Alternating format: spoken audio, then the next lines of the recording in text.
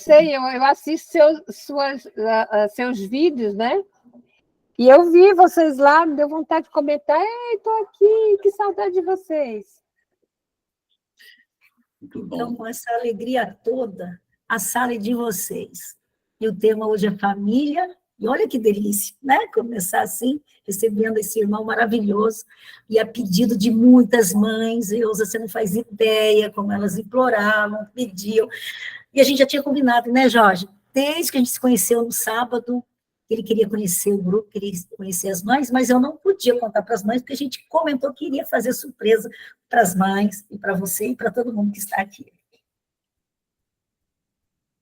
Então, gente, como eu tenho juízo, deixa o Elahá falar, então. Ele está aqui ainda com a gente? Eu estou sim, eu estou aqui, mas eu vim mais para ouvir, Vim para ouvir você, Elza, e ouvir todas as outras pessoas que estão aqui, os pais e as mães também. Então, vamos compartilhar aqui, gente, desse momento, né, que é de grande emoção para todos nós. Primeiro, conhecer o trabalho desse grupo. Muito obrigada por essa oportunidade de servir a Jesus aqui, ao lado de vocês. É uma alegria muito grande e meu coração me festa com essa surpresa que foi feita aqui com o nosso querido Elahá, né? Jesus sabe, né, como ele diz para a gente, assim, que hoje já vos chamo de amigos. Gente, eu nunca dei um abraço no Elahá, mas ele é um amigo muito querido, porque ele compartilha com a gente tudo que ele aprende de Jesus, né? E aí a gente parece que já conhece de muito tempo, se emociona, fica tão feliz ao vê-lo. Então, que Deus sempre possa fortalecer os nossos corações, para que essas sementes pequeninas do Evangelho, quer dizer, que são graúdas em potência, né? Mas que a gente consiga transformar delas nesse solo muitas vezes árido, impermeável do nosso coração, espancado por tantos momentos desafiadores, a gente consiga ainda assim germinar e florescer. Então, meus amigos, é uma alegria muito grande. Eu quero trabalhar com vocês aqui. Eu trouxe primeiro aqui para a gente, o tema seria família, né? É família, mas eu quero ir um pouquinho além, né? Porque nós passamos por momentos de tantas dificuldades, e Emmanuel tem 2 textos que eu gosto muito. Um é Parentela, né? Que está lá no livro Caminho, Verdade e Vida, e o outro Parentes, que está lá no Fonte Viva, né? E nesses textos, Emmanuel ele vai preparar os nossos corações para dizer que a família, né, esse berço primeiro que nos recebe, muitas das vezes nós estamos interligados, né, não por laços de afinidades espirituais, mas frequentemente, ele inclusive utiliza essa palavra, frequentemente pelas imposições da consanguinidade, grandes inimigos são obrigados ao abraço, né, a esse abraço diuturno sobre o mesmo teto. Então, diante dessa realidade, nós temos que ter a percepção e a compreensão de como esse amor deve ser revelado.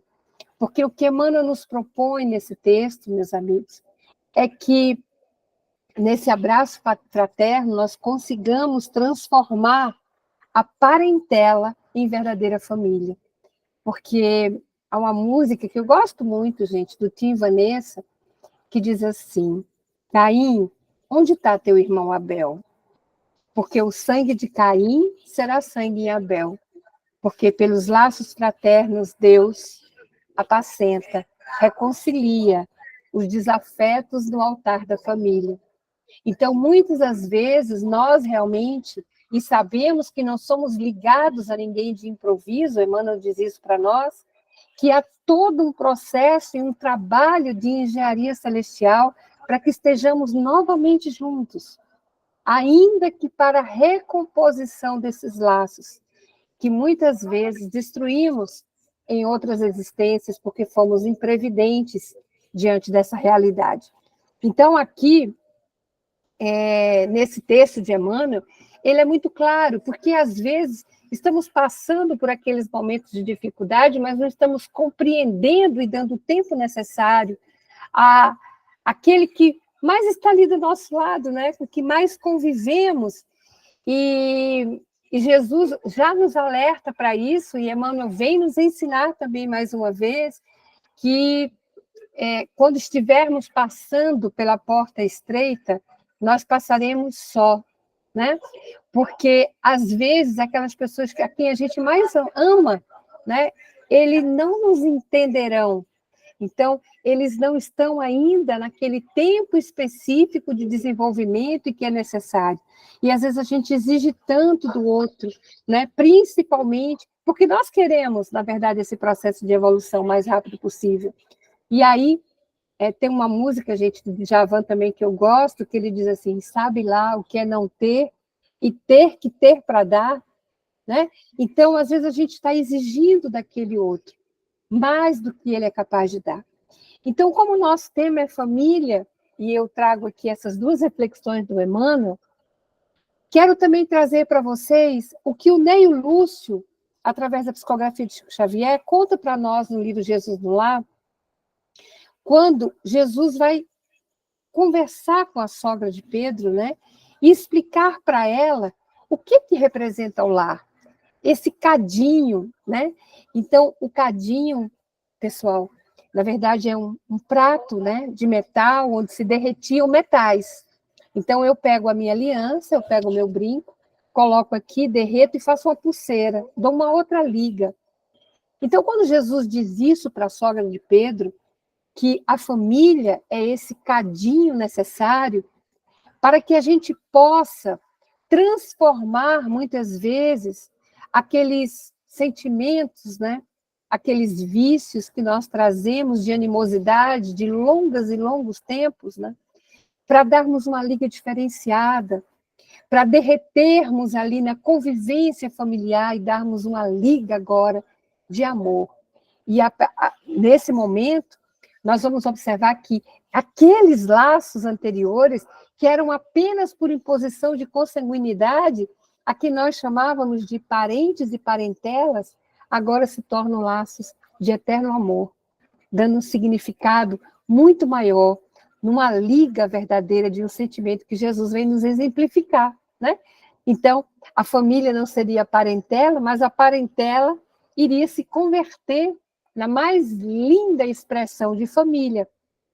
Então, é importante que nós nós tenhamos essa consciência, porque às vezes as nossas dificuldades, né, e para galgarmos novas experiências, Jesus vem dizendo isso para nós, né, o espírito ele vai se agigantando à medida em que ele vai sendo experimentado na tarefa. Então, essa necessidade que temos de refazimento de laços, como é importante. E passamos por situações tão difíceis, daí porque eu falei para a Rosana que a gente ia tentar fazer uma adaptação, que eu vou falar aqui só uns 15 minutinhos para o nosso querido Alahá fazer, então. Aqui, gente, é só aquele aperitivo, né? Porque a comida robusta vem depois. Então, nós passamos por um período tão difícil, né? Esse período de pandemia, e às vezes eu ficava me perguntando também, assim, quantos corações queridos, né, desencarnaram, e quantos outros conseguiram aqui passar por esse período, né, por essa, vamos dizer assim, por esse momento desafiador e ter a compreensão e a percepção de tudo aquilo que Jesus nos ensina a respeito do tempo em que estivemos juntos com os nossos seres amados, né? Com os nossos espíritos, o tempo que foi necessário para esse refazimento. Aqui, às vezes, eu conversava com os companheiros, né, que diziam assim, mas a pessoa desencarnou porque, veja bem, o mundo está mudando a vibração, né? Então, a Terra está mudando a vibração. Então, a pessoa não está mais vibrando, né, de acordo com a vibração do planeta. Gente, isso é desumano. Isso não existe, né? Como é que a gente vai dizer para uma mãe que seu filho desencarnou porque não estava mais vibrando de acordo com a vibração do planeta? Como é que eu vou dizer para um filho que a mãe desencarnou porque não estava vibrando? Isso não existe. Grandes espíritos partiram, né? Partiram daqui da Terra, voltaram saudáveis, espiritualmente falando. Doentes, muitas vezes, né? O corpo adoecido e alquebrado pela doença, por tantas outras patologias, mas porque estava realmente no tempo de retorno à pátria espiritual e voltaram saudáveis. E tenho certeza que quando nós chegamos lá, vão estar, mas demoraram tanto assim, né? Então, esse período que nós passamos, um período que Emmanuel vai dizer para nós que muitas vezes nós hibernamos quando não compreendemos, na noite da rebeldia e da ignorância, porque é quando nós não aceitamos e não nos tornamos aflitos na acepção da palavra que Jesus quer colocar como uma das suas primeiras, né, bem-aventuranças. Ela não é a primeira, mas ela vem logo depois da primeira, né? Então, nessa gradação, temos que ser humildes para compreendermos e, a partir daí, recebermos esse consolo verdadeiro. Porque na crise a gente desenvolve. Então, no lar, né, a gente começa a ter a compreensão e a robustez necessária dentro da nossa musculatura espiritual para ter esse entendimento. Então, às vezes, acontece, meus amigos, né, de nós não entendermos por que aquela situação está acontecendo, e muitas vezes é dentro da família, porque com uns temos mais afinidades espirituais, com outros temos os laços de consanguinidade que precisam ser realinhados, né? Aprimorados, e eu chamo a atenção para uma obra linda que a gente tem no Espiritismo, que é um dos romances de Emmanuel, os 50 anos depois, quando a Célia Lúcius, né, ela era uma romana, uma patrícia romana, ela se apaixona pela doutrina do Cristo, ela se torna uma cristã, e o seu pai, o Elvídio Lúcius, né, e ela adorava o pai, o seu pai diz assim, mas não é possível, como, né, como ela vai gostar, né, de um Galileu e se apaixonar pela doutrina desses homens tão humildes, né? E aí o que ele faz? Ele manda a Célia ficar com o avô, que é o Quinéio Lúcius. E aí ela vai, porque ela tinha muita afinidade com o avô. Mas o pai pede para o avô tentar tirar da cabeça dela aquelas ideias cristãs, né? E aí ela vai e fica com o avô, né?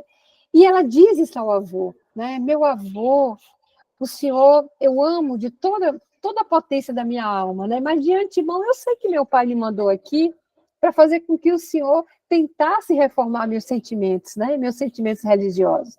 Meu pai não pode me compreender integralmente, né? E aí o avô diz assim, mas minha filha... Aí ela começa a contar, né? Sobre todas as passagens de Jesus, aquilo que ele moveu dentro dela, e ela diz assim, minha filha, você tentou falar com seu pai sobre esses seus mais íntimos segredos? E ela diz assim, tentei fazer um dia, meu avô, enquanto ainda estávamos lá na Judéia. Mas eu compreendi, olha que coisa linda, gente, imediatamente, que meu pai me compreenderia mal. Ele não iria entender as minhas palavras mais sinceras. Aí eu percebi que a verdade, para ela ser totalmente compreendida, é preciso ser tratada entre corações da mesma idade espiritual. Às vezes nós estamos no lar, meus amigos. Com uns, às vezes, até nos damos muito bem, às vezes mais com um amigo, né? Com alguém que com que nós temos a confiança de fazer as nossas confidências, às vezes mais do que um irmão, porque são corações da mesma idade espiritual. Mas vocês vão perguntar, e o que eu faço com o laço da consanguinidade? Ora, o avô da Célia perguntou a ela, mas minha filha, então onde você coloca os laços de família? Olha a resposta da Célia, no amor e no respeito, com que sempre os cultivei. Entretanto, meu avô, no campo das ideias, no campo do sentimento, né? Os elos de sangue nem sempre significam harmonia de opiniões entre aqueles que o céu uniu em família.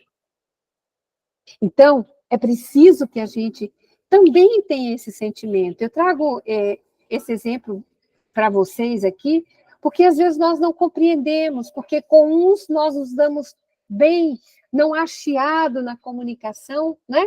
Nós conseguimos ter um trato normal, natural, mas com outros ali né? Nós já temos uma dificuldade maior. E aí se pergunta, o que a gente faz com aquele que a gente tem uma maior dificuldade? Ama mais, né? Tem mais zelo, para que a reconstrução desses laços, eles se tornem mais seguros, mais apertados, para que a gente faça essa recomposição verdadeira, porque grandes espíritos missionários vêm nos ensinar isso. Vou citar um outro rapidinho aqui, já que a gente está citando os romances, né? Há um outro romance também, gente, Ave Cristo, né? Onde Quinto Varro, um espírito que não precisaria mais reencarnar, depois o nosso querido Elarra pode até me corrigir, mas acho que ele já era um espírito missionário, ele não estava mais na erraticidade, mas ele quer retornar porque Tassiano já era um espírito resolvido. Isso. Então, ele queria muito, não era Elarra? Ele queria muito vir como pai do Tassiano, porque era um espírito muito caro para ele. Então, ele vai pedir à espiritualidade que conceda, né, esse benefício para ele, e é concedido, e ele, Tassiano está na erraticidade, e ele está ouvindo uma palestra do Clóido, né? E o Clóido diz assim, Jesus, dentre tantas das suas emanações, ele diz assim, Jesus é o sol da imortalidade. E aí, gente, isso é muito bonito, né? E poético, porque sem o sol, o astro-rei, não há vida na Terra, e sem o sol, que é Jesus, não há vida espiritual. Então, Clóido fala isso para ele, e ele vai e segue, e vai lá atrás do Tassiano, né? E diz assim, anima-te, meu filho, porque tu serás a estrela que me conduzirá à luz do sol. Pessoal, eu acho isso tão lindo, porque ambos reencarnam, e Tassiano é um dos responsáveis pela morte de Quinto Varro, sem saber que ele era o seu pai. E vamos lembrar o que ele disse para o Tassiano, tu serás a estrela que me conduzirá à luz do sol. Então, muitas vezes, quem nos conduz à luz do sol não é aquele parente com quem a gente tem facilidade de trato, a quem a gente ama e como a gente sente que é amado, mas, sobretudo, é a estrela que nos conduzirá, é aquele, muitas vezes, mais difícil, onde a gente vai ter que utilizar cada vez mais esse cadinho para formar uma nova liga de amorosidade, uma nova liga de sentimento. Então, eu queria trazer só essa introdução aqui, para que o nosso querido Elarra, que ouviu a gente agora, que alegria, né, gente? Que nos ouviu agora aqui, até esse finalzinho, para que ele também possa trazer agora, né, esse ensinamento maior de consolo para o nosso coração. Eu fiquei aqui só ouvindo e pensando no quanto que família é uma coisa importante para todos nós. O quanto é transformador nas nossas vidas a possibilidade de nós termos alguém para amar. Não necessariamente termos alguém que nos ame, porque às vezes os espíritos afins não são necessariamente espíritos que nos devolvem afeto. Às vezes a gente entrega e não recebe de volta o amor que dá. Mas o importante não é nós recebermos de retorno o sentimento que a gente entrega, mas é nós fazermos como o Quinto Varro, que entrega amor sem esperar nada em troca. É como acontece no caso também da Célia Lúcius, quando ela se oferece em sacrifício pela mãe, sem esperar nada em troca.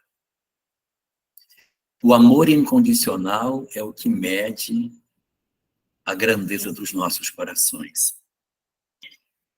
Quando o nosso amor, ele se cansa e ele desiste, é porque a gente ainda está num grande processo de aprendizado de afeto.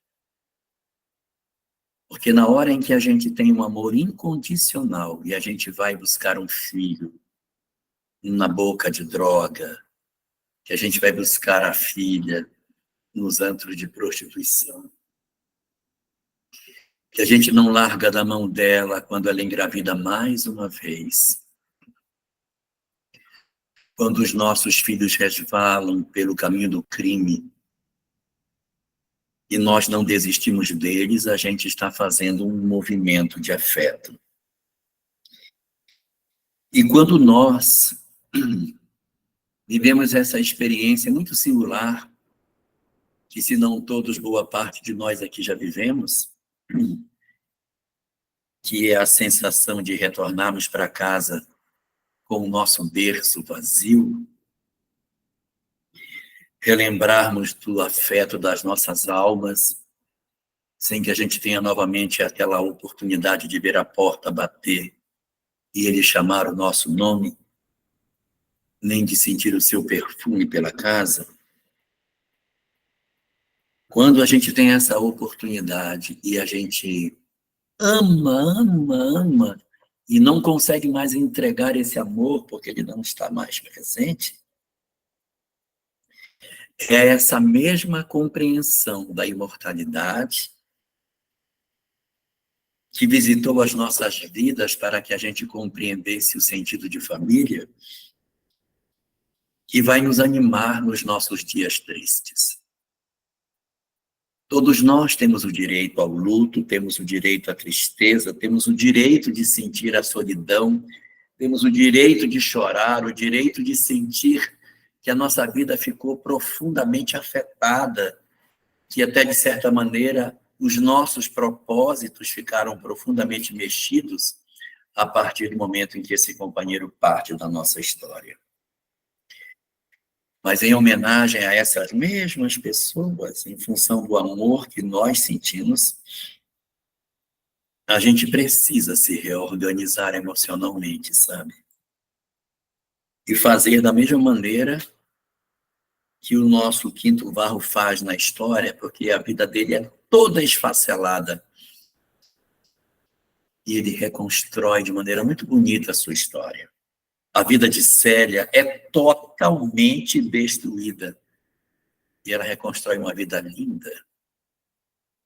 Então, essa capacidade de resiliência, de quando nós perdemos as coisas, seja quando a gente perde para os braços da morte, seja quando a gente perde os nossos filhos para o crime, para o vício, para a delinquência, para a promiscuidade, quando a gente sente que o nosso amor não é correspondido, a gente vai se abrigar exatamente na compreensão da imortalidade e na certeza de que Deus, ao trabalhar as nossas almas, não nos abandona.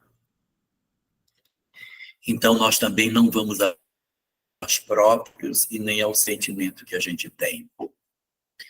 Permitindo que a gente se reorganize no tempo que a gente precisar para isso. Mas a gente se reorganizar, para retomar a nossa história e para viver o hino de homenagem ao grande amor que partiu. Porque nós não homenageamos os nossos entes queridos com a tristeza, com a desistência, com o amargor. Nós homenageamos os nossos amados na medida em que a gente, vivendo a nossa história de sofrimento, a gente puxa forças para recomeçar uma nova história a partir dessa vivência, tal como o Quinto Varro faz, como Célia Lúcio faz. Porque a vida é exatamente isso, o dom de se reconstruir. Todos nós estamos aqui sofrendo golpes. Uns foram um luto, outros tiveram outros golpes, mas nenhum de nós aqui veio para a Terra com passaporte. Todo mundo veio com carteira de trabalho, porque a gente veio para exercer uma atividade extremamente relevante para nós e na vida daqueles que dividem conosco a convivência dentro do lar. A gente só tem que descobrir como fazer para entregar todo o amor que a gente pode, mesmo que, de repente, a vida não seja assim tão maravilhosa para a gente. Vamos descobrir na imortalidade, na continuidade da vida, do reencontro com os nossos amores e no encontro marcado que a gente tem com a felicidade, a grande motivação para que a gente se recomponha, se reconstrua e volte para a trilha da vida, para terminar o que a gente começou.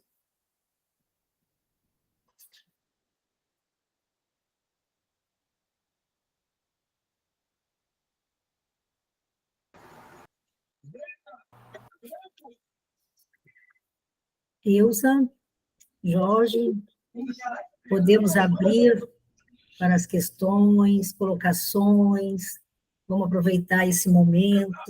Nós estamos também com a Marina Ferri, seja muito bem-vinda. Então, gente, aproveite esse momento, vamos fazer perguntas. Está aberto o microfone.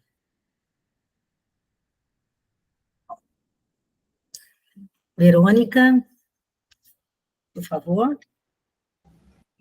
Eu queria saudar os dois palestrantes, a Elza, né, e o Jorge, pela brilhante, assim, explanação do termo parentela e parentesco, não foi isso? Ela começou falando sobre essas questões, e o que significa. Mas o que mais me chamou a atenção foi o texto final do Jorge, onde ele fala da resiliência, do recompor e reconstituir. Eu quero dizer a vocês que eu me encontro nesse estágio, sabe? Da resiliência, da recomposição e reconstituir. E eu penso o seguinte: depois de tantas palavras sábias que vocês falaram aí, que a maior questão que me passa pela cabeça é justamente essa, que Deus nos colocou aqui com um propósito. Não só apenas vir, constituir a família, filhos, mas há algo mais sobre isso, né? E o que vem, assim, bastante latente na minha cabeça é essa questão do que, como me recompor, reconstituir e continuar ao meu papel aqui nesse mundo, né? Então, tenho tentado, confesso que eu tenho tentado várias vezes essas respostas na minha cabeça. Algumas vezes eu penso, assim, em trabalhar em áreas que eu vivi mais, porque só um breve, assim, apanhado da minha vida. Eu sou pernambucana, mas moro na Paraíba já há bastante tempo. Casei aqui, tive 2 filhos, e era um casal de filhos, e minha filha, aos 11 anos de idade, foi acometida de uma doença crônica, no caso, insuficiência renal. E dos 11 anos de vida até os 27, aonde Deus permitiu que ela chegasse, foram inúmeras batalhas. Até então, eu não sabia o que era insuficiência renal, eu não sabia nada sobre do que se tratava aquela doença, e eu fui começando a conviver com aquilo. Então, ela passou por aquele todo processo de hemodiálise, aí fez um primeiro transplante renal, doador cadáver, no qual eu agradeço muito a família por esse ato nobre. Perdeu 4 anos depois do transplante e conseguiu fazer um novo transplante, agora com doador vivo, que foi o seu pai, né? E durante toda essa jornada dela, eu pensava, nunca senti aquilo como uma obrigação, e sim como uma missão, né? Então, é onde eu quero chegar. Todos nós temos uma missão aqui. E isso é importante que a gente saiba e que a gente procure exercitar essa missão.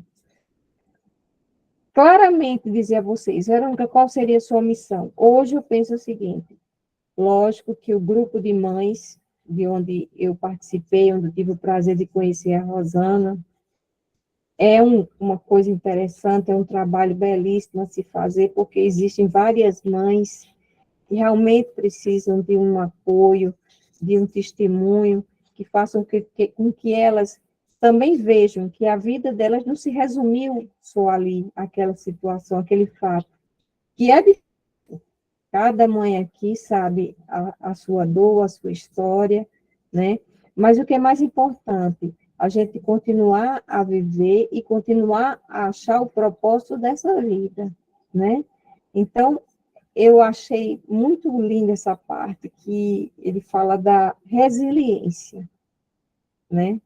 É uma coisa, assim, fundamental na vida de quem realmente quer dar continuidade a ela, ajudando ao seu próximo, ajudando as outras pessoas. Então, assim, eu estou muito feliz de ter tido essa oportunidade agora à noite de participar de uma reunião dessas, porque eu vejo que cada um de vocês tem uma história, tem um propósito, né?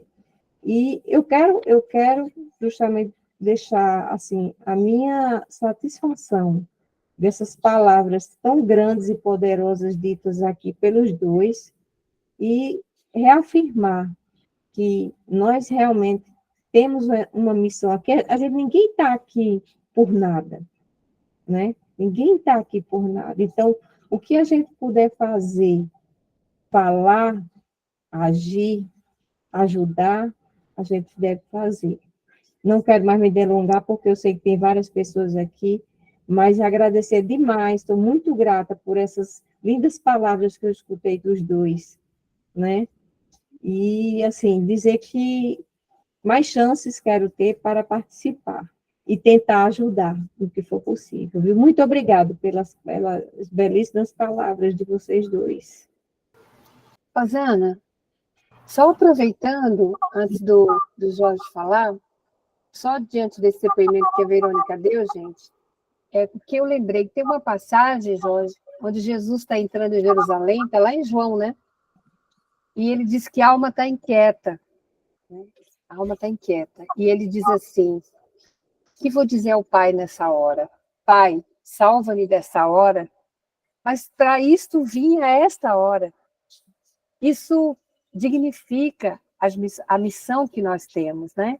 E num texto muito bonito, enquanto a Verônica falava, eu estava procurando ele aqui, o nome é Crises, do Emmanuel, ele diz assim que quando nós nos encontramos numa luta imensa, nós devemos recordar que o Senhor nos conduz a semelhante posição de sacrifício, considerando as probabilidades da nossa exaltação. E que a gente não deve nunca esquecer que toda crise ela é fonte sublime de espírito renovador para aqueles que têm esperança, que é justamente esse processo de resiliência que a Verônica falou, que o Elahá falou para nós. E uma vez, sabe, Verônica, me perguntaram assim, você tem um amor suficiente, que é o amor ágape que o Jesus fala? E eu digo assim, eu tenho um amor ágape, eu sou capaz de morrer pelos meus filhos, né? Até brincava às vezes nas palestras, não pela sogra, né? Mas eu já aí brincava. Mas assim, morrer pelos meus filhos. Mas, gente, morrer por quem a gente ama, isso não é desafio. Desafio é viver, como ela disse, uma vida de dedicação como você viveu, Verônica, dos 11 aos 27 anos da sua filha, dedicada, né?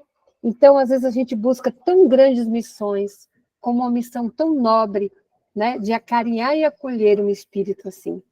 Então, parabéns, né? Vou passar para o Jorge aqui, que ele... Gente, a fala dele já é uma oração, né? Já é a prece para nós, né, Rosana?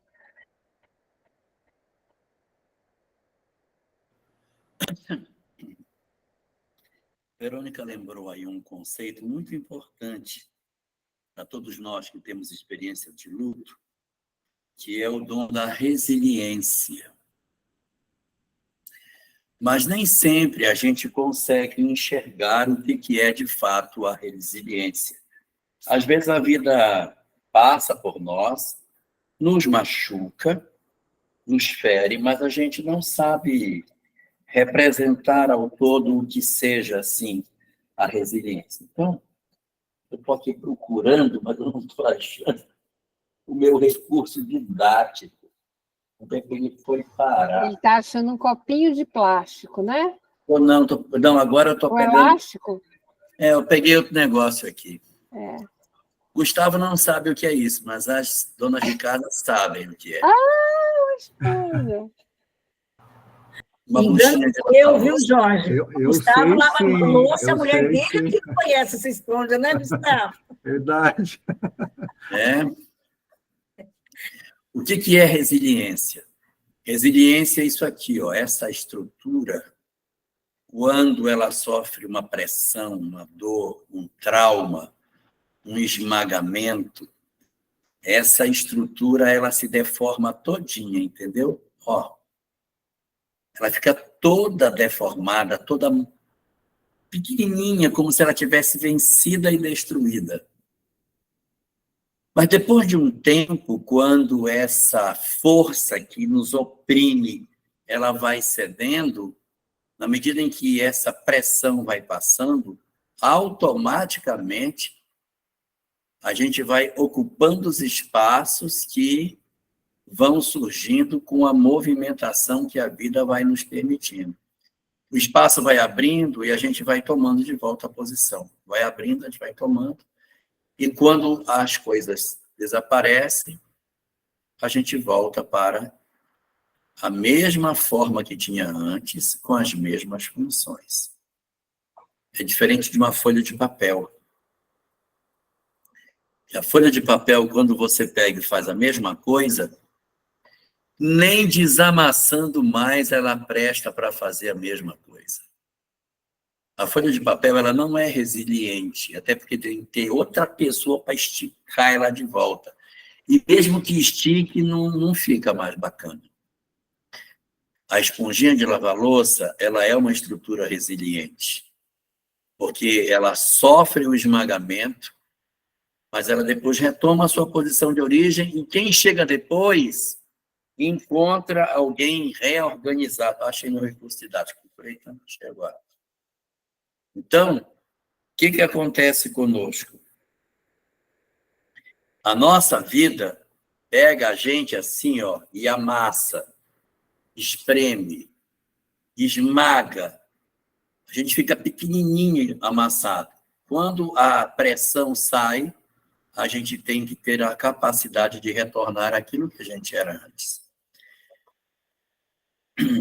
E aí eu vou contar um segredo para vocês. A experiência do luto é como se fosse uma ferida muito profunda que abrisse na gente. E é uma ferida que demora muito para cicatrizar. E quando bate, ela abre de novo. E assim, no Dia das Mães, no Natal, no nosso aniversário, no aniversário do nosso ente querido, é como se alguém batesse na ferida, ela sangra de novo. Mas a notícia boa que eu tenho para contar é que essa ferida, embora ela seja assim difícil e profunda e doa demais, ela cicatriza com o tempo. Ela vai cicatrizar. E como toda ferida que cicatriza, ela deixa uma cicatriz na gente. Nós não somos mais iguais depois. Nenhum de nós mais. A gente volta a rever a vida e diz assim, eu dei tanta atenção para aquilo que não era importante. Eu deveria ter feito uma outra caminhada. E a gente vê, de repente, as pessoas tratando os filhos e diz, meu Deus, faz isso não. A gente amadurece tanto que quando a gente vê alguém assim, tratando uma criança, cara, você não faça isso, você não tem noção do que é. Já é, então pronto, então fica, nem brinque de fazer isso. Porque, cara, é amargo demais você querer e não ter perto aquela pessoa que você tanto ama. Um marido, uma mãe, um pai. É sempre uma experiência muito complicada e a gente amadurece demais numa experiência dessa. Os valores, bens materiais, a riqueza, o sucesso profissional, uma série de coisas, eles perdem um pouco o sentido. E a gente descobre que pessoas são muito mais importantes do que coisas. A gente às vezes descobre isso muito tarde, quando já está velho, quando a gente já viveu muito, a gente começa a perceber que as pessoas começam a ir embora das nossas vidas e a gente começa a perceber que a gente não aproveitou satisfatoriamente a convivência com os nossos amados. Então, essa experiência, ela nos amadurece muito. E com o conhecimento que a doutrina espírita nos dá, de que a vida continua, a gente ganha uma força, gente. Nossa! A gente ganha uma coragem, uma fortaleza de espírito extraordinária para a gente recomeçar. Não que a gente não vá sentir dor, vai chorar, vai se entristecer, vai deprimir, vai às vezes entrar em estado de depressão, e depois vai começar a fazer um movimento de saída. Isso aí é plenamente compreensível. A gente tem as nossas fragilidades. Mas a fé espírita, ela é uma espécie de tesouro que a gente consegue ter uma riqueza maravilhosa, como fosse luz nos nossos caminhos, realmente. Ilumina e você entende as coisas, as relações, o porquê das relações entre as pessoas. Sabe que ali, lá na frente, aquela pessoa que você tanto ama vai estar novamente ali para retomar a história. E isso é muito belo, porque a gente tem, inclusive, a possibilidade, de aproveitar já para falar isso, de compreender pela doutrina espírita que nem tudo aquilo que acontece na nossa vida obrigatoriamente é expiação, tá? E a gente diz assim, tá sofrendo, deve do passado. Se nós pegarmos a história desses dois personagens que a Elza nos lembrou, Quinto Varro e o personagem Célia, e eu poderia somar um terceiro, que seria Alcione, mas esses personagens passam por muitas dores na Terra. Mas essas dores que eles passaram não foram dores motivadas por um processo de sofrimento. Tá passando, sabe por quê? Porque deve. Não, passa porque ama. Passa porque ama. E, às vezes, essas experiências que a gente está vivendo, nós sabíamos que elas iriam acontecer e esses nossos amados precisavam de alguém para cuidar. E essa encarnação é importante para que eles conseguissem se resolver espiritualmente. Aí a Verônica está contando uma história de uma doença, de alguém que passou por uma doença e aí essa doença acabou provocando um processo longo de sofrimento e até de desencarnação. Não foi preciso que ninguém se colocasse na frente. A própria lei de causa e efeito se encarregou de fazer. Então, Verônica, isso é um conjunto de dores que a vida nos traz, aqueles que a gente não precisou fazer as coisas ou alguém se interpor para querer fazer. Então, são circunstâncias em que a própria lei está agindo. A lei está se encarregando de corrigir. E como não tem ninguém envolvido na trama, a gente está diante de uma circunstância que realmente é o planejamento espiritual do jeito que deveria ser.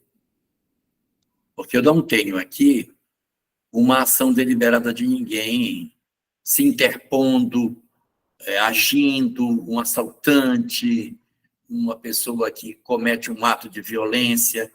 É uma circunstância que vem dentro de um cenário da execução da lei de causa e efeito. Então, isso é uma família de dificuldades que a gente tem, que são aquelas nos quais as dores nos vêm, os nossos filhos nessas circunstâncias, de repente, são indivíduos que precisavam dessa experiência para o fechamento de uma história espiritual, e nós não necessariamente somos almas em débito com a lei. Às vezes a gente diz assim, eu quero ir. Ela vai precisar de alguém do lado dela, eu vou. Você vai sofrer, mas eu quero ir. Eu quero participar desse processo. E a gente diz, meu Deus, quanto sofrimento em mim. É verdade, é muito sofrimento. É amargo demais, é amargo demais. Oh, gente, é amargo demais. É muito amargo. Mas, mesmo dentro desse sofrimento, a gente tem instrumentos de consolação quando a gente entende.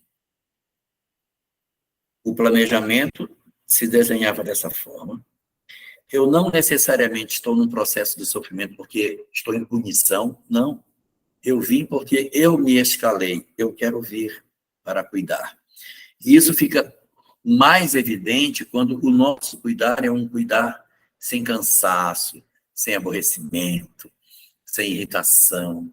Quando a gente cuida, mesmo sabendo que de repente a pessoa está num quadro bastante crítico, mas você cuida para saborear, aproveitar a oportunidade de estar com ela, é um indicativo de que em nós, na verdade, não reside os instrumentos da expiação. É, na verdade, alguém que disse, me coloca na trama, eu gostaria de fazer parte dessa história. Então, aí a gente tem situações desse tipo. Nossos filhos passam por essas histórias e depois que eles desencarnam, estão, digamos assim, desatrelados de certas experiências que viveram, poderão ter histórias mais felizes, e a gente vai poder se reencontrar, é lógico, para celebrar o amor. E, pelos anos da eternidade que nos aguardam, a gente vai ter oportunidades sem conta de andar de mãos dadas, de declarar o nosso amor, de tomar no colo de novo, de poder fazer todas as declarações que não fez e viver uma história de felicidade indescritível a partir desse momento. Gente, eu queria só lembrar, bem rapidinho disso que o Jorge falou para nós, que é uma passagem que Jesus está explicando aos fariseus assim: não se põe vinhos novos em odres velhos, para que o vinho não derrame, mas se põe vinhos novos em odres novos. Os odres eram bolsas que normalmente eram feitas com couro de animal, de carneiro, né? Onde eles colocavam vinho. E quando o odre, como era o odre era feito de couro, a gente sabe que o couro ele esgaça, ele cresce, né? E o vinho novo é um vinho ainda que vai passar por um processo de fermentação. Então, se eu coloco aquele vinho novo ainda, numa bolsa de couro que é velha, na hora que o vinho começar a crescer, essa bolsa não aguenta, ela rompe. Mas se eu coloco esse vinho numa bolsa nova, à medida em que o vinho ele vai fermentando, crescendo, a bolsa cresce junto. Vamos pensar que esse vinho é a dor. É um momento desafiador, por exemplo, e que nós somos preparados para esse processo de transformação de odre velho para odres novos. Uma mãe, Verônica, Beatriz, que falou aqui, que passa por um momento desafiador desse, que o Chico falava como a dor sem nome, né, Larra? Tenho certeza que vocês foram preparados, às vezes, há milênios, para suportar a fermentação desse vinho. Por isso estão aqui. Por isso buscam o eletivo e por isso são resilientes. Porque certamente foram preparados para isso. Acho que a Edna quer falar, Rosana. Edna, por favor. Boa noite. Está sendo a primeira vez que eu estou participando, né? E conforme o Jorge estava falando da esponja, que a massa esmaga, mas depois ela vai voltando ao seu normal.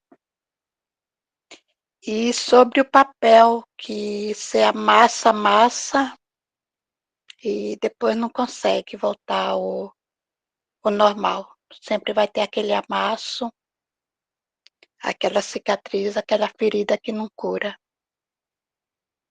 E eu tô nesse do papel, né? Eu não estou conseguindo me curar, me desamassar, Quanto né? tempo faz?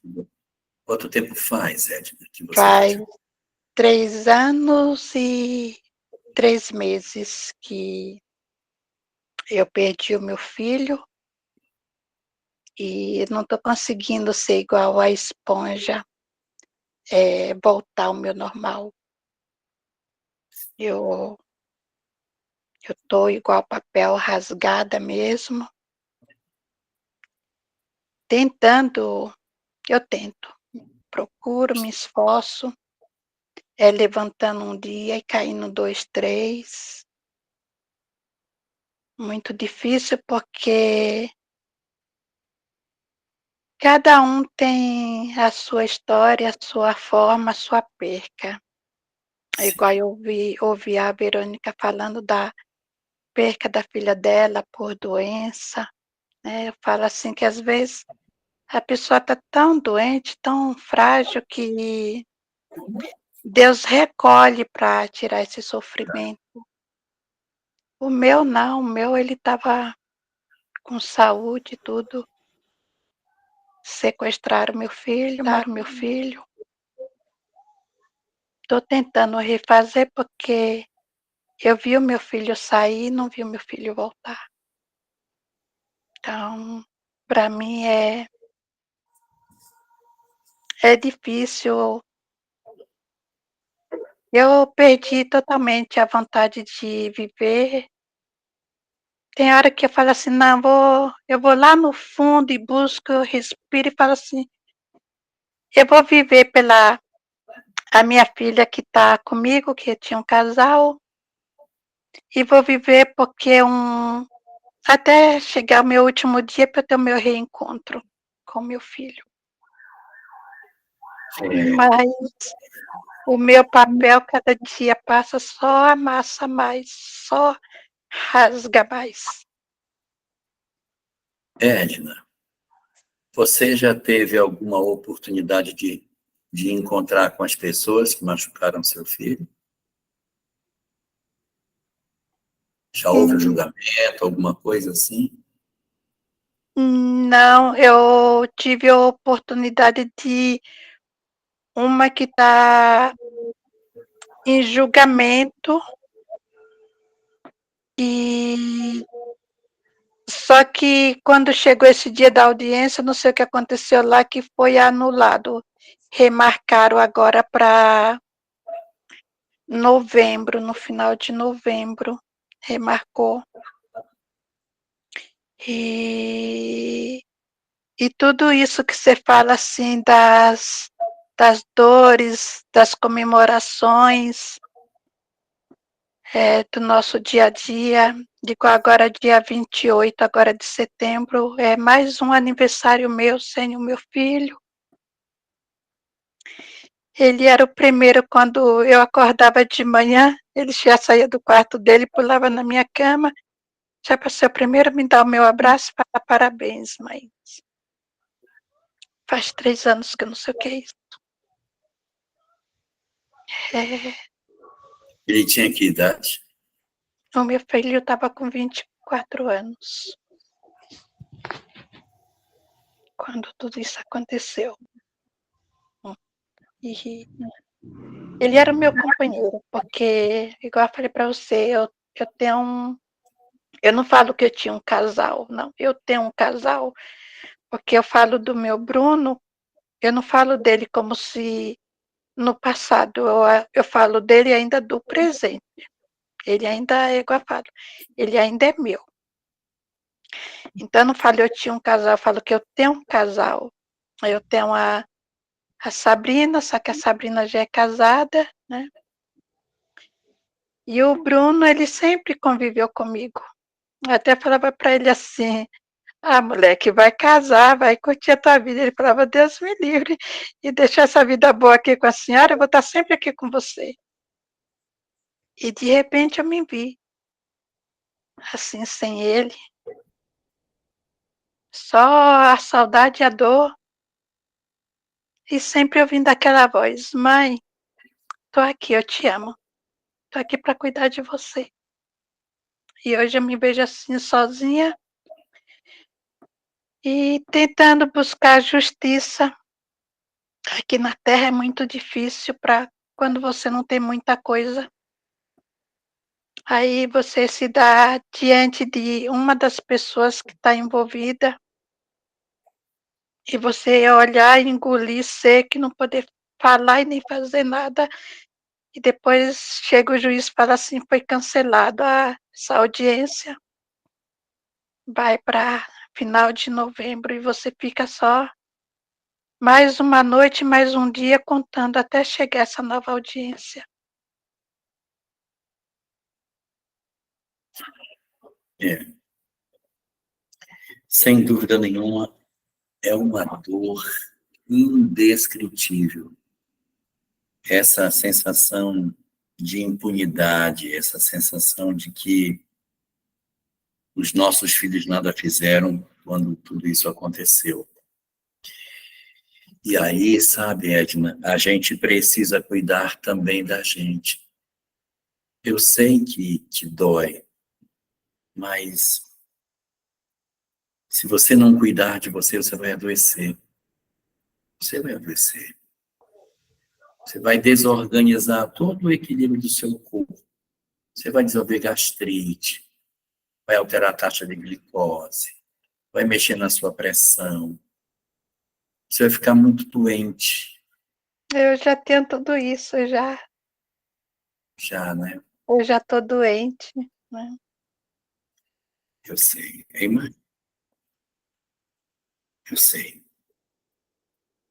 Mas aí entra uma coisa muito importante, Edna, que é a capacidade da gente compreender que, no meio do nosso sofrimento,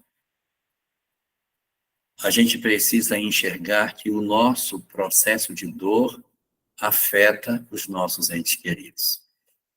Cada vez que você se entristece mais do que deve, porque o direito, você tem o direito de ficar triste, tem todo o direito de chorar, de sentir todas essas coisas, mas quando você se entristece mais do que deve, e você sabe quando é que você está passando do ponto, você sabe quando é.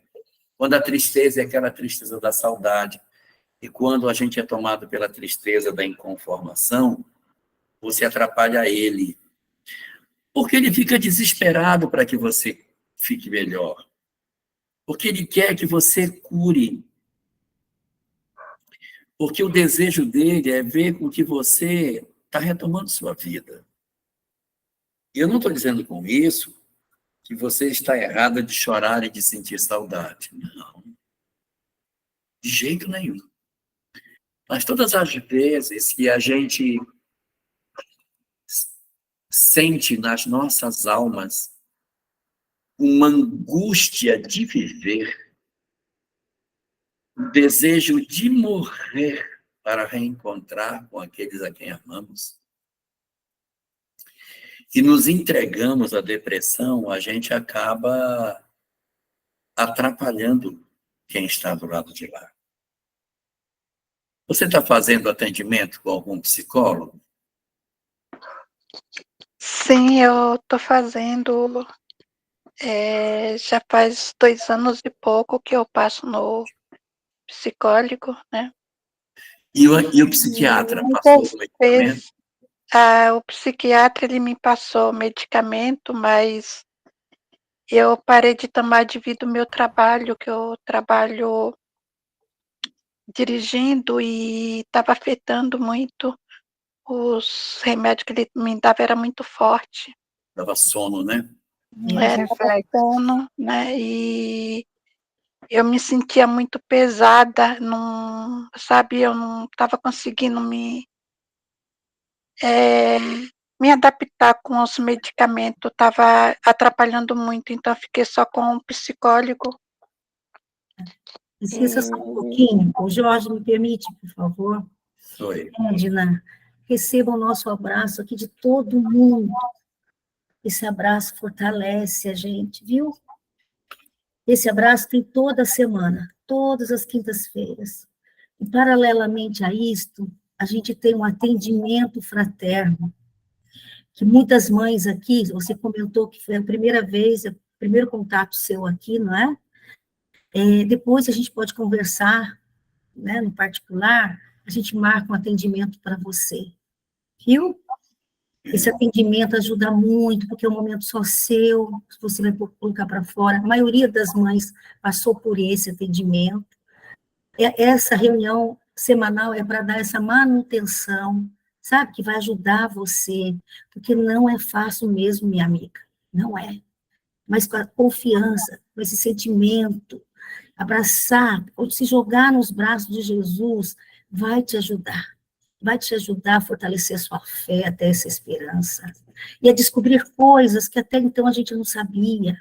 Por exemplo, que a gente comunica com os espíritos.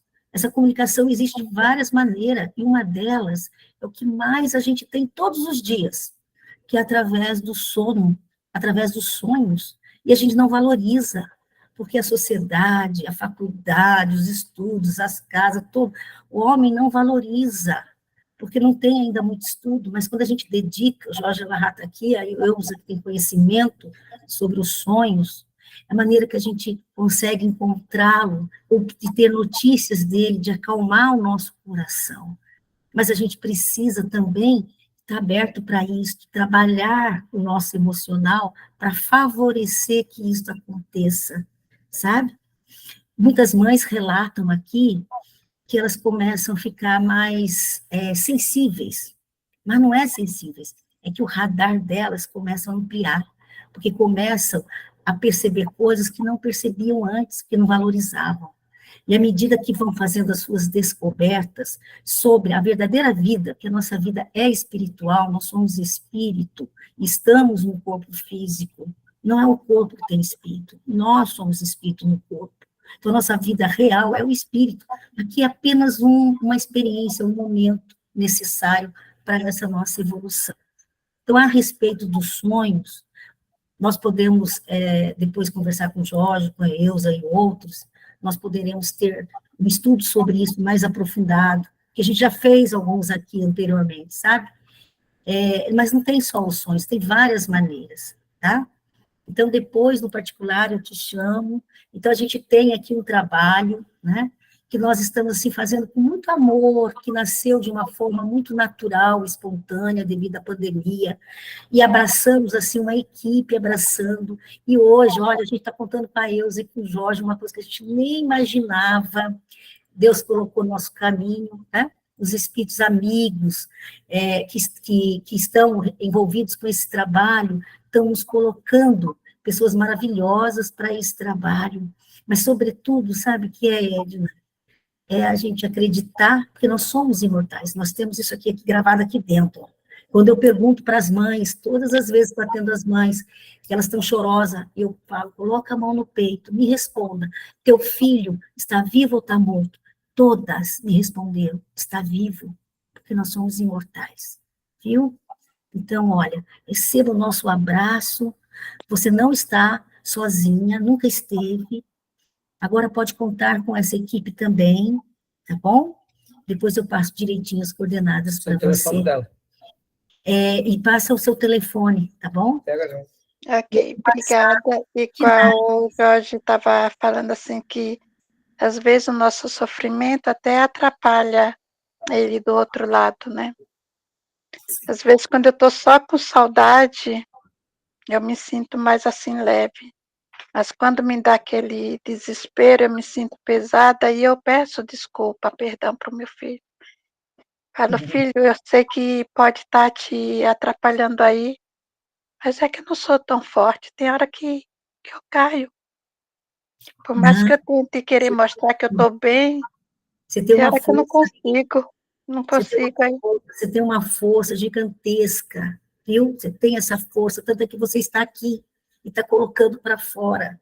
Você tem muita força. Tá bom? Receba o nosso abraço. E passa o telefone, escreve aí no chat para mim o seu telefone. Eu vou entrar em contato com você depois. Agora eu vou passar para a Fabíola. Fabíola. Boa noite. Primeiro, agradecer, né? A Elza, o Jorge. Que presente maravilhoso, Rosana. E agradecer a vocês, né? Esse empenho em trazer essas pessoas maravilhosas aqui para a gente. Eu também, né? Devolvi um filho, a parte espiritual. E eu passo, Jorge, pelas duas situações. Eu devolvi um filho e tenho uma filha que eu não sei onde está, que entrou pro caminho das drogas.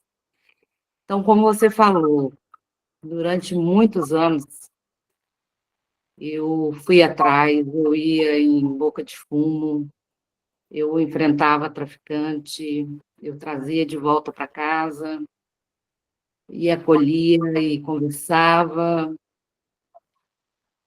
e no fim eu não sei onde ela está.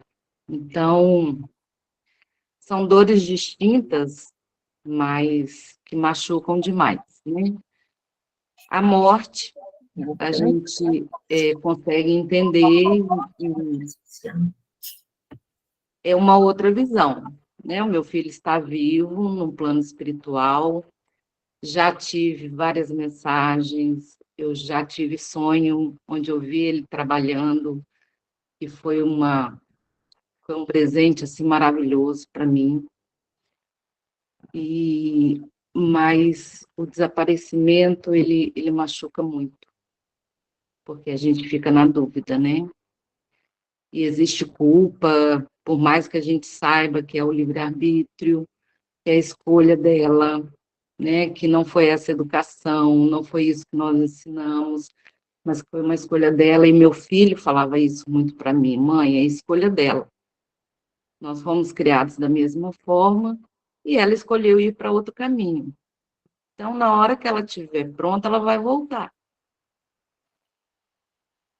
Mas, mesmo assim, a gente se culpa, né? A gente quer achar o que deu errado, qual foi a escolha que levou para esse caminho. Mas, enfim, outro processo dolorido, que eu tenho uma mãe narcisista. Então, foi muito sofrimento durante a vida inteira. E aí, quando se fala, né, dos parentes, da gente ter muito amor, muito respeito, chegou num ponto, nos meus 50 anos, quando meu filho partiu, eu fiz a escolha do afastamento, para poder preservar o amor. Porque o meu medo era que o amor acabasse e não existisse mais nada. Então, a minha pergunta é a atitude certa, esse afastamento, para preservar o amor, o respeito, ou eu estou errada nessa tentativa, né? O caminho certo é continuar passando por todas as dificuldades do relacionamento, todos os sofrimentos, e continuar presente, ou esse afastamento é visto pela espiritualidade realmente como uma forma de preservação do amor, né? Não de mim, porque eu estou aqui aberta na hora que ela precisar, claro que eu vou estar presente, mas até o momento, para evitar, né, os maus tratos, o sofrimento emocional, psicológico, as agressões físicas. Então, para evitar tudo isso, a escolha foi afastar, né, e preservar esse amor enquanto ele existe, enquanto ele está aqui. Obrigada, gente. A sua pergunta é sobre o narcisismo de sua mãe só, né? Isso. Eu coloquei a questão dos meus filhos, que você falou, né, das várias opções que a gente enfrenta, né, quando a gente escolhe reencarnar. Então, eu passei pelas duas situações. São dores distintas. São dores totalmente diferentes, né? São Sim. dores totalmente diferentes. Ó, o movimento que você fez de afastamento é um movimento saudável, tá? Porque o narcisista, ele tem o poder de adoecer todo mundo. Ele adoece as pessoas. E ele pode gerar traumas tão profundos que você depois vai ter uma dificuldade enorme de manter a sua vida com certa sanidade pelo nível de desconstrução que a vida faz em nós quando a gente convive com um narcisista. Então, o afastamento, ele é uma medida apontada dentro da terapia. Mas é o afastamento e nunca a ruptura. Então, não pode romper. Tem que só afastar. E qual é a medida do afastamento? É quando começa a doer. A melhor imagem que a gente tem disso são 2 porcos-espinhos no inverno. Houve um inverno vigoroso e os porcos-espinhos precisaram se aquecer, só que eles se machucavam. Então, eles se afastavam e sentiam frio. Então, eles tiveram que encontrar um ponto de equilíbrio, onde o afastamento suportava a dor, mas também não gerava frio demais. Então, o que você pode fazer? Afasta, para garantir a sua sanidade e do seu lar. E mantenha o contato na estreiteza que não dói. Se não dói, mantém. Doeu, então tem que ser só mensal. Não pode. Se eu for semanalmente, eu tenho problema. Não, eu indo semanalmente não dói. Então vai semanalmente. Então vai depender do nível de violência que as coisas podem provocar em nós. Mas sim, para conviver com alguém que seja narcisista e que é laço consanguíneo, a gente tem que fazer isso. Quando o laço não é consanguíneo, não há a obrigatoriedade de manutenção do vínculo. Tá? Você convive com alguém que não é laço consanguíneo e que promove sofrimento narcisista, se afasta. Bom?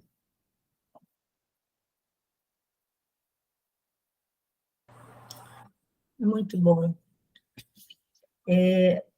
Gente, nós estamos chegando já no horário. A pergunta já fez assim, mas tem mais alguém que queira fazer pergunta? Rosana, eu coloquei uma pergunta no chat aí, pelo amor de Deus, me ajuda. Então, fale aí, meu amor. A Juliana, viu, Jorge, que está falando. Oi, Juliana. Olá, tudo bem?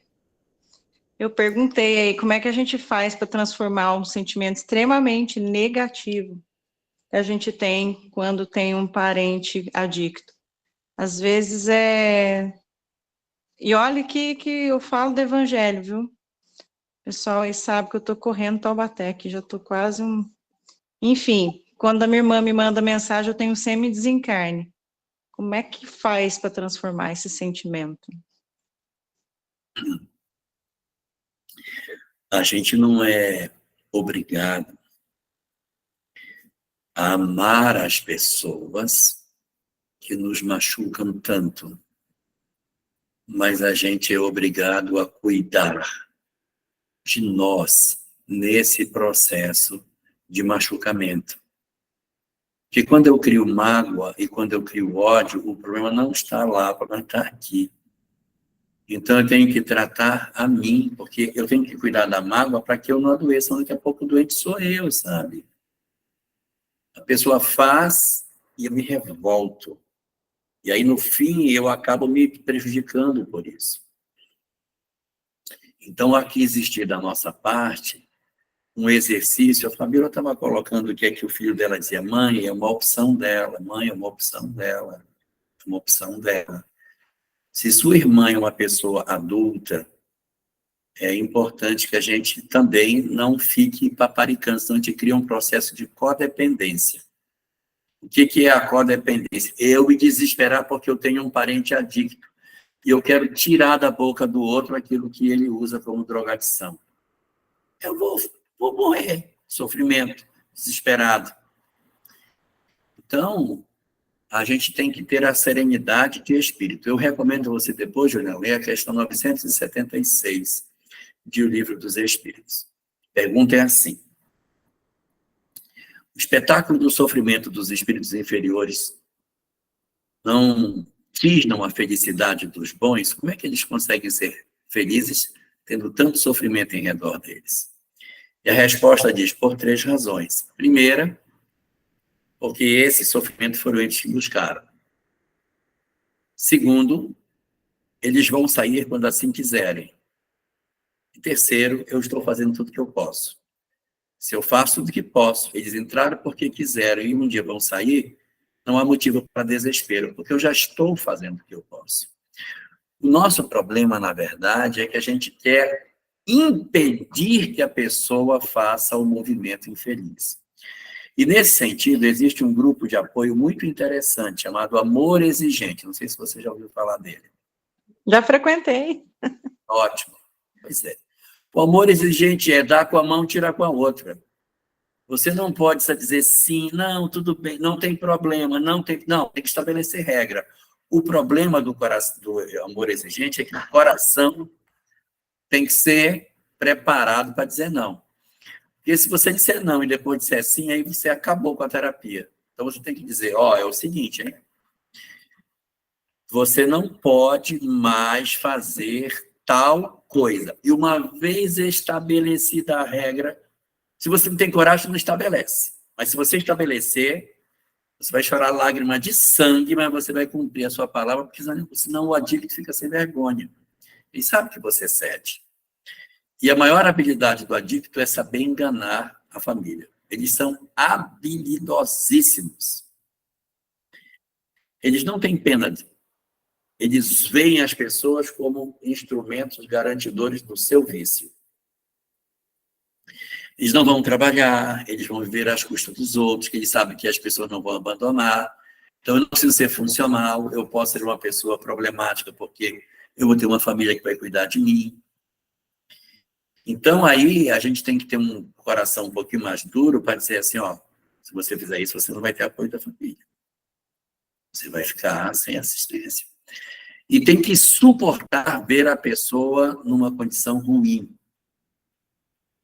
E não pode abandonar. Tem que visitar e dizer, eu falei para você que você não podia pegar esse caminho. Isso você. E não pode dizer, mas eu vou facilitar para ti.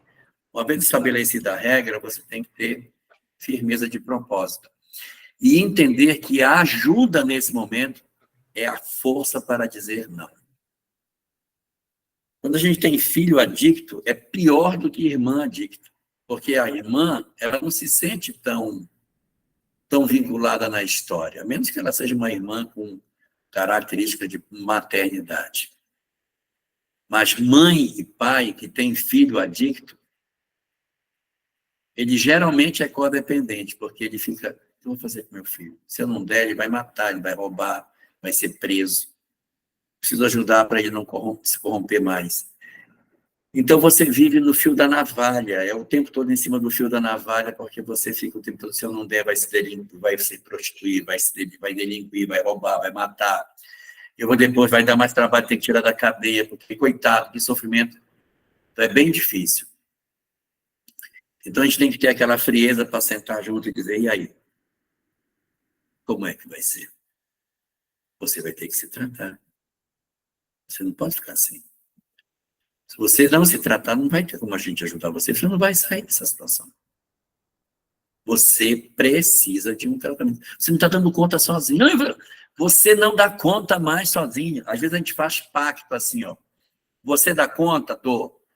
Então, aí estabelece uma meta. Então, você vai ficar 1 mês sem... Aí, você está vendo como você não dá conta? Você está vendo como você não tem governo sobre você não governa mais, você não se governa. Porque o primeiro passo, e você conhece bem os 12 passos, o primeiro passo é reconheço que eu sou incapaz, não tenho condição, e que preciso de ajuda, porque sozinho eu não dou conta. Então, esse é o primeiro passo, a descoberta de que eu não dou conta só. E assim, me adiantando na discussão, muitas pessoas propõem a internação compulsória, né? Assim, pega interna compulsoriamente. Ela é polêmica. E boa parte dos terapeutas diz o seguinte, ela não funciona. Porque ele entra forçado e ele desiste, pula, sai fora do tratamento e acaba não aproveitando e fica sem vergonha. E a internação compulsória, ela seria adequada naqueles que romperam com o laço familiar. Porque quando ele tem laço familiar, quando você interna, ele ainda se volta contra o parente. Você me internou. Você me jogou lá. Você não quis. Para que eu não desse problema, você está com vergonha de mim. A internação compulsória é outra circunstância. Eu vou colocar uma situação que o pessoal costuma dizer. A cracolândia. O cara está lá. Ele já não tem mais roupa, ele já não tem mais dente, ele já não tem mais identidade, ele já não sabe mais nem quem é ele. Esse cara que já está descalço, não tem mais nada, esse cara você pega interna. Porque ele perdeu a capacidade de decidir sobre si próprio, ele não tem mais vínculo familiar. Então, muitos terapeutas propõem que a internação compulsória seja dada nessas circunstâncias, mas não na que você tem.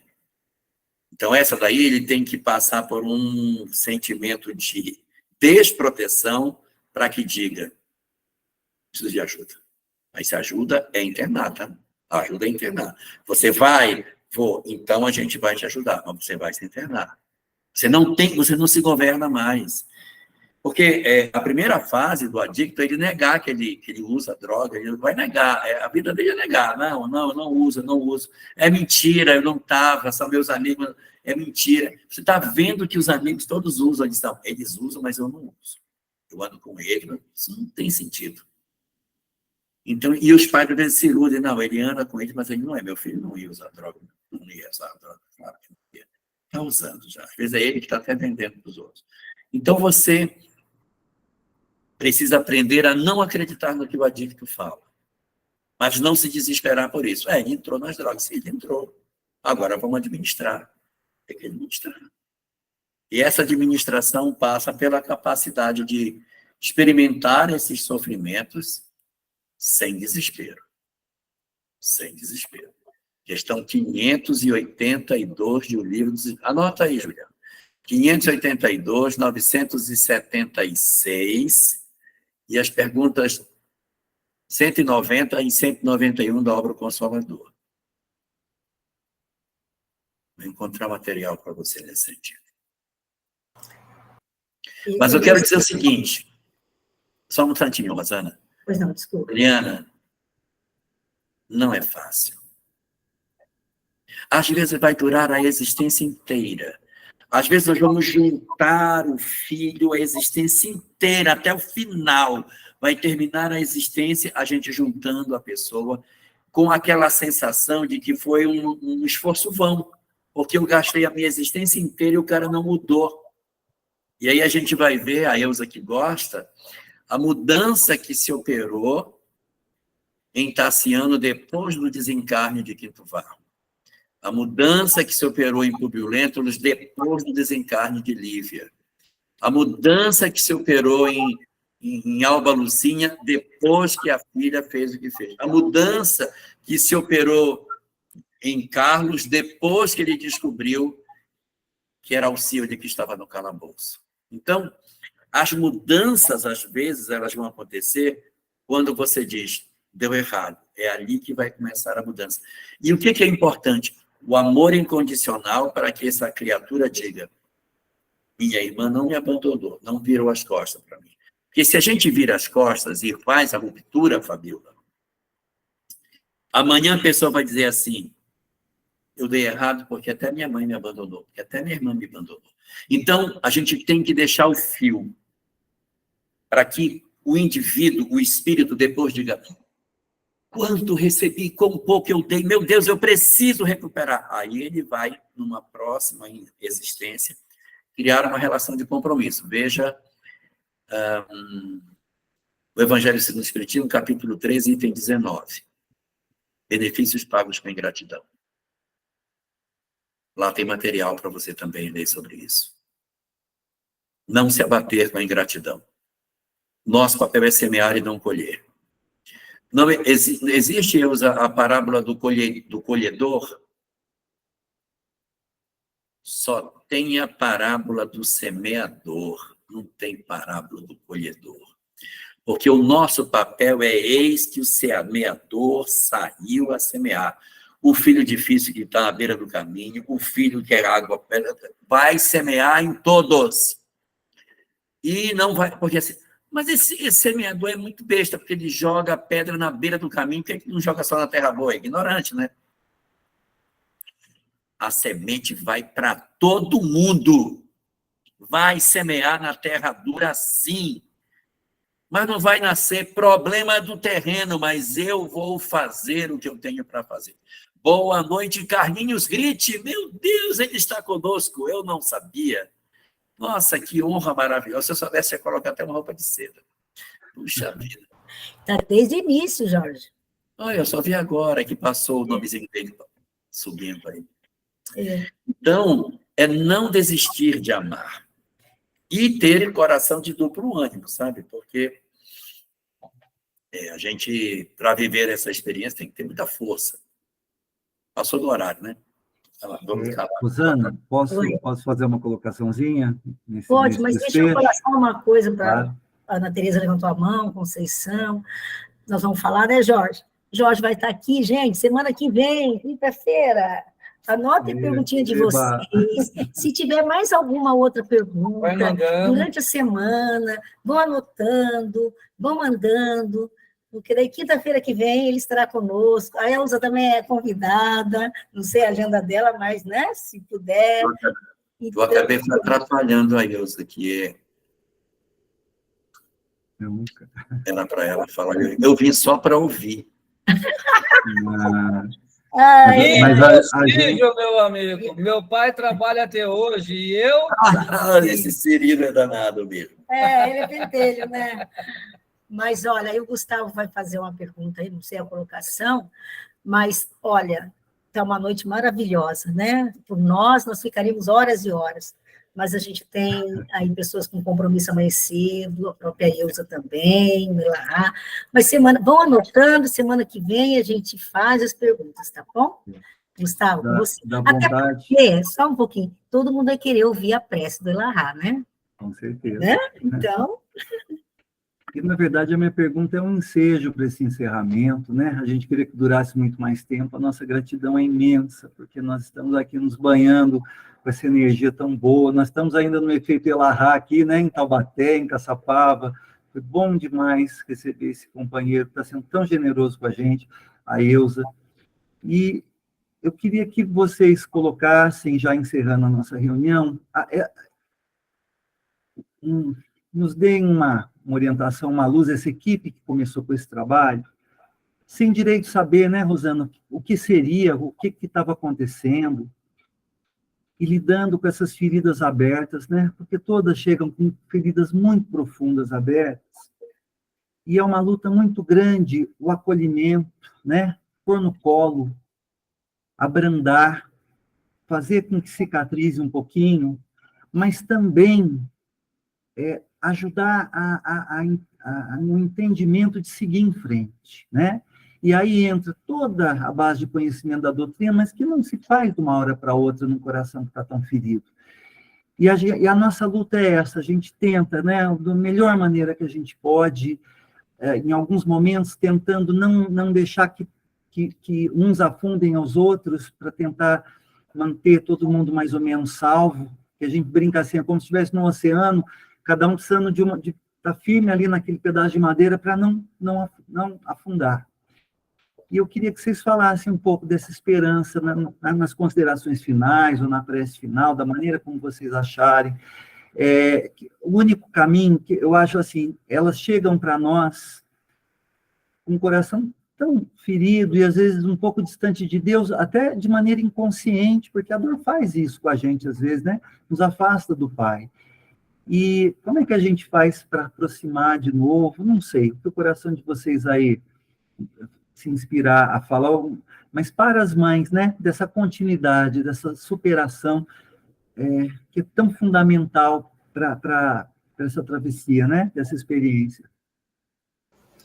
Eu vou aproveitar aqui, Rosana, me despedindo, porque o Elahá pode responder isso na prece, né, que é maravilhosa, que a gente não dispensa, dizer que eu fiquei profundamente emocionada em participar, a gente já estava aqui ouvindo, né, lembrando sempre que a dor maior cura a dor menor, da importância desses grupos, que coisa mais linda. Eu vim preparada para uma coisa, gente, e fui presenteada, né, com um momento de muita emoção.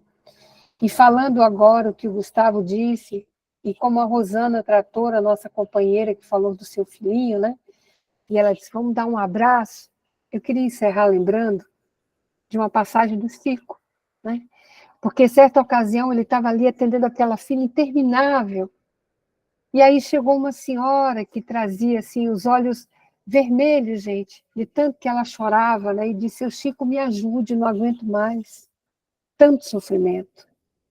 E ele disse, com a vozinha dele, né, o que aconteceu, minha filha? Ela disse, meu marido se foi há 3 anos e me deixou 2 filhas pequenas. Parecia que aquela dor nunca ia acabar, um vazio imenso. Mas com o tempo, aquela dor foi se acalmando. Fiquei triste, mas me afastei de muitas coisas, mas consegui, minhas filhas cresceram. Uma está com 13, outra com 15. E faz poucos dias uma vizinha nos convidou para um passeio, um piquenique, próximo ao rio.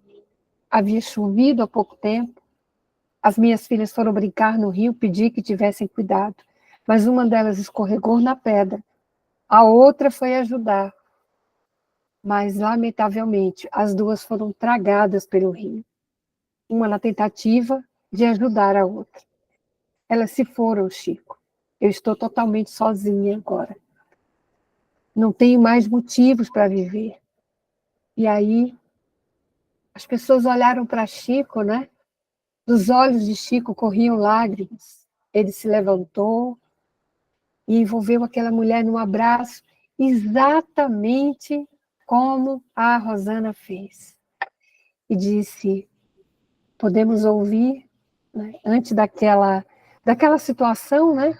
As pessoas olharam para Chico e viu que ele estava chorando, e Chico olhou para ela e disse, minha filha, deixe-me abraçá-la, porque existem dores para as quais não temos palavras. Agora, a única coisa que eu posso fazer é misturar as minhas com as suas lágrimas. Choraram juntos. Muito obrigada por essa oportunidade de hoje. Muito obrigada pela surpresa de Elaha também.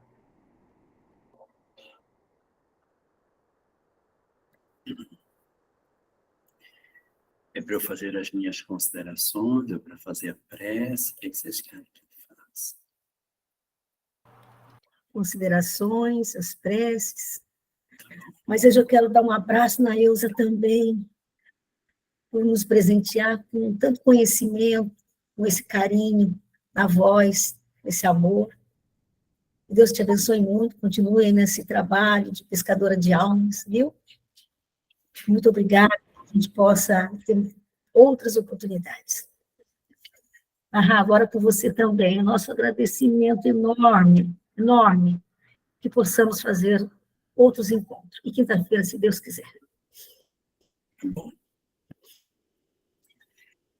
Sabe, as nossas vidas, elas são marcadas por tantas experiências que, se a gente não tivesse a noção da imortalidade, elas ficariam muito mais pesadas. E exatamente pela compreensão do peso das nossas dores e a fragilidade dos nossos corações, o Senhor nos calçou com a doutrina espírita. Nos ofereceu a capacidade de nós termos essa visão transcendente, extraordinária, que nos dá uma força, uma coragem, uma capacidade de reconstrução maravilhosa. Eu também já tive a experiência da perda de filho. Também já passei por ela. Sâmia também passou por essa experiência. E é muito amargo. Mas assim, hoje a gente trabalha no movimento espírita e Muito da coisa que faço é porque eu preciso levar a mensagem da imortalidade para mais pessoas. Que eu posso mudar uma vida com o conhecimento que a doutrina espírita tem.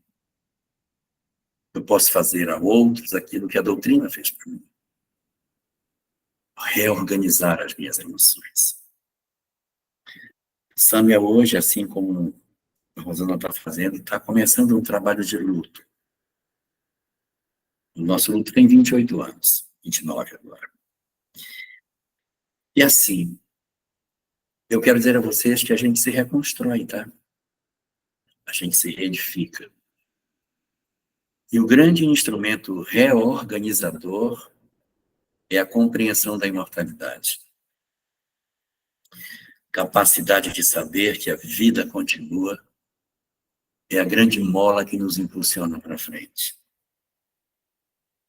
Por isso eu sou muito, muito grato a essa doutrina que não somente nos diz que existe a imortalidade, mas ela nos prova a imortalidade. Ela nos traz a certeza de que a vida continua. Não porque está escrito num livro, porque alguém falou, porque está na pedra ou em qualquer lugar, mas porque eu vivo as experiências pessoais de poder me conectar com o espiritual e saber que a vida continua. Saber que aqueles que hoje estão do lado de lá continuam vivos. Saber que aqueles com quem eu convivo que têm dificuldade com drogas, também saber experiências que eu tenho aprendido e tenho crescido muito na convivência e na capacidade de entender o que se passa dentro de cada um. Daqueles que eu tenho essa experiência de conviver, de bem mais perto do que vocês imaginam. Então, essa capacidade de você sentar junto e buscar a pessoa dentro da boca, Fabiola, eu também já tive. Tirar da delegacia preso, eu também já tive. E é essa visão de imortalidade que pode fazer assim com que haja um diferencial enorme. E a certeza de que existe um futuro maravilhoso para todos nós é o que faz a gente não desistir de ninguém. Vamos continuar. Esse é o foco da vida. Dar continuidade aos propósitos superiores. Então, eu recebi um tesouro. Eu não posso guardar esse tesouro dentro de um cofre. Eu preciso dividir com as pessoas. Porque foi tão transformador para mim, e isso tem que ser dividido com mais gente.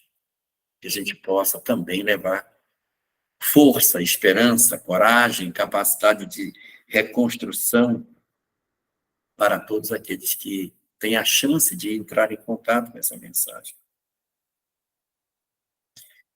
É por isso que hoje a gente está aqui, nessa atividade, e quando vocês me virem assim em algum lugar, vocês, nossa, tipo, o que ele está falando?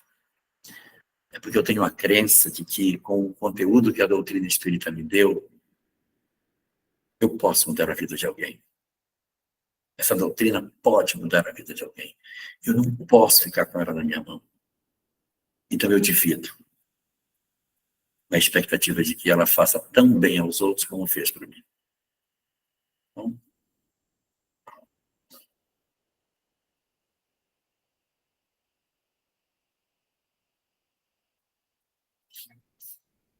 tem que fazer prece já?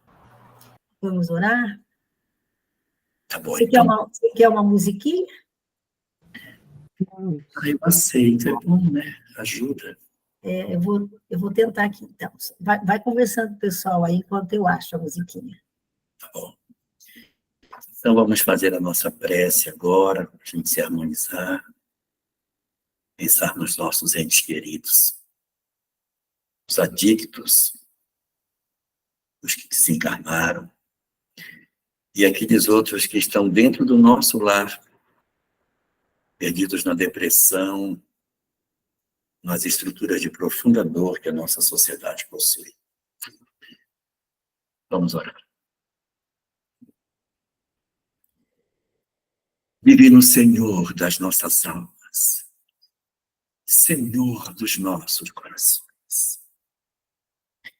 reunidos em prece em torno do teu nome, as nossas almas te buscam, na certeza de que das profundezas do universo infinito, tu, Senhor, ouves a nossa voz, ouves o nosso clamor e mobilizas o teu exército de espíritos benfeitores, para que cada um deles a seu turno, ouvindo o clamor das nossas almas, se dirijam para os nossos lares nesse momento, promovendo sobre nós o envolvimento sagrado que só o amor é capaz de nos conceder. Deixa, Senhor, com que sintamos a presença daqueles que nos amam, que tutelam as nossas existências, e que se responsabilizaram por cuidar das nossas almas durante todo o curso dos dias que passaremos na Terra. Deixa com que essas almas se aproximem de nós de maneira especial na noite de hoje, conferindo às nossas almas o sagrado dom de sentirmos o amor a envolver os nossos corações. Permita-nos, Senhor, sentir o abraço de todos eles, a nos sussurrar de que não nos encontramos sozinhos,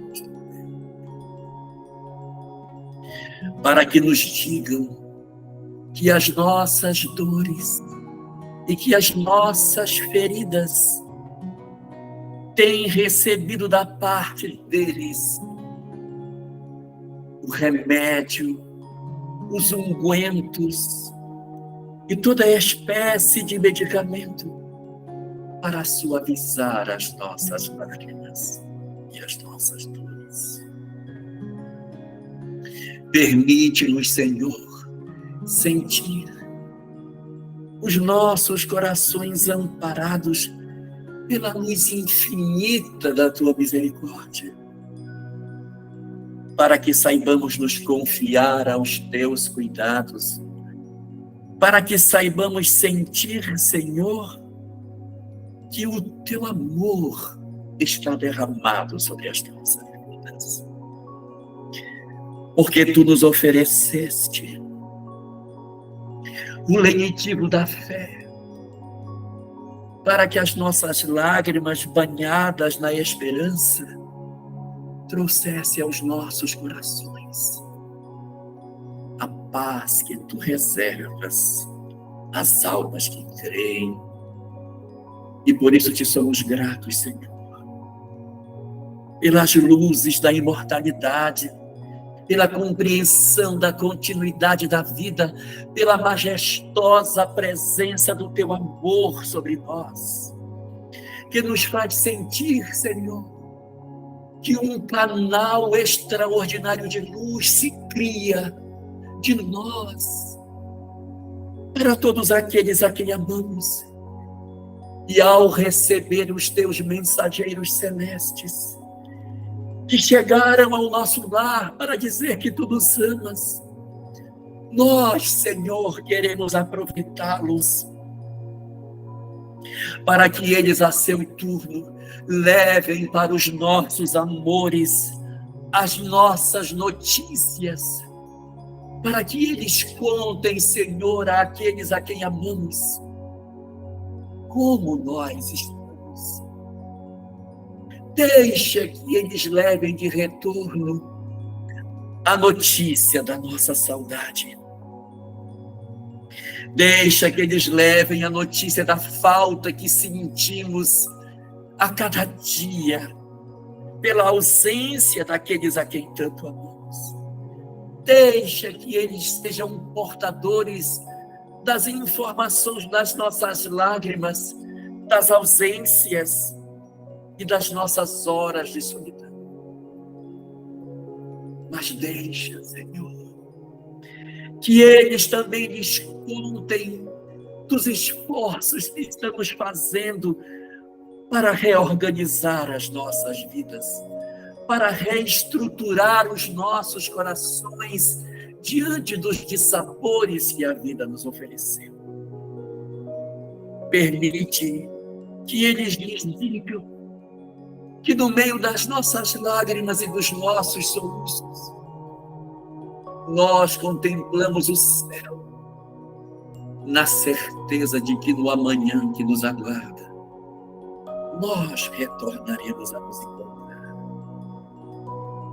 Que novas oportunidades nos serão concedidas e que os nossos corações, banhados na paz que o amor nos entrega, será possível de nos oferecer pelas existências afora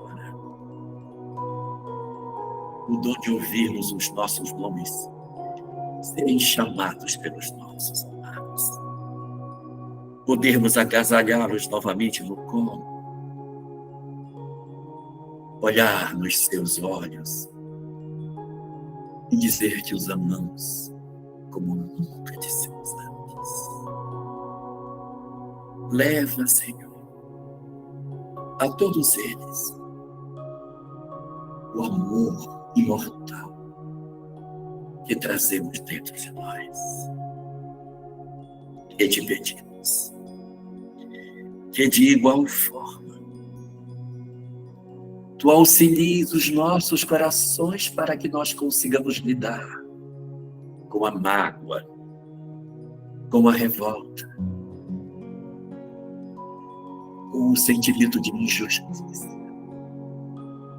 com o amargor que toma conta dos nossos dias, através do exercício do necessário perdão para que estejamos em paz. Auxilia-nos, Senhor, não por eles, mas por nós, a exercitarmos o perdão nos nossos corações, para que tenhamos mais facilidade de rever os nossos amados mais cedo, para restabelecer os vínculos que rompemos com a mágoa e com o ódio. Ajuda-nos a cicatrizar nossas feridas, para que lhes sintamos mais próximos dos nossos sonhos, das nossas vidas, por havermos conseguido fechar as histórias infelizes que criam um abismo entre aqueles que se amam. Ajuda-nos a perdoar, Senhor. Eu preciso perdoar para poder aprender novamente a sentir apenas amor dentro do meu coração. E enfim te pedimos pelos nossos amados que se perderam no labirinto da vida em função da drogadição.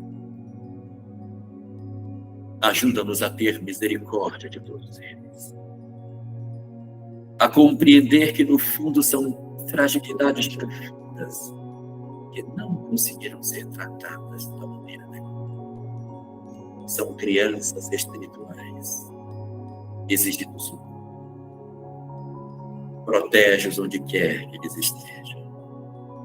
Permite-lhes, Senhor, que nesta noite essas mesmas almas que servem de mensageiros possam visitar-lhes nesta noite particular e reacender-lhes os propósitos superiores da vida, para que se reorganizem em favor dos seus próprios planos espirituais.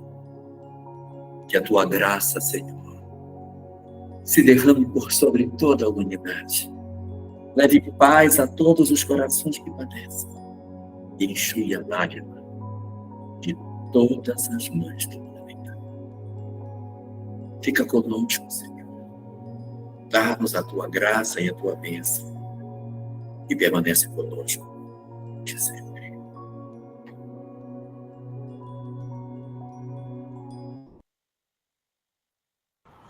Assim seja. Um abraço para cada um de vocês E até a semana que vem. Muito obrigada. Obrigada, gente. Gratidão. Deus abençoe a todos. Muita Boa gratidão. noite. Gente, beijinho. Obrigada, boa noite. Tchau, Beijo. Fabrício. Obrigada. Tchau, Tatá. Tchau, menino. Saudade de você, Cirilo. Boa noite para todos. Beijo. Boa noite. Tchau, Boa noite, Cirilo. gente. Obrigado, Jorge. Muito obrigado, Elza. Gratidão. Cada vez. Um descanso, gente. Uma boa semana. Amém. Bom final de semana, né? Muita paz, muita paz, muita paz.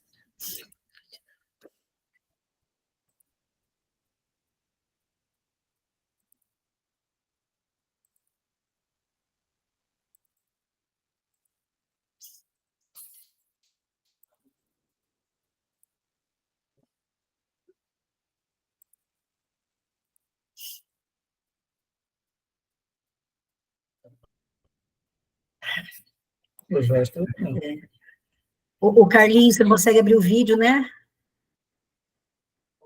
A Angela Raca vai falar com você. Vai, Carlinhos. Ai, gente, maravilhosa. Vem mais para cá agora. Ai, coisa boa. E aí, Jorge, o que você achou?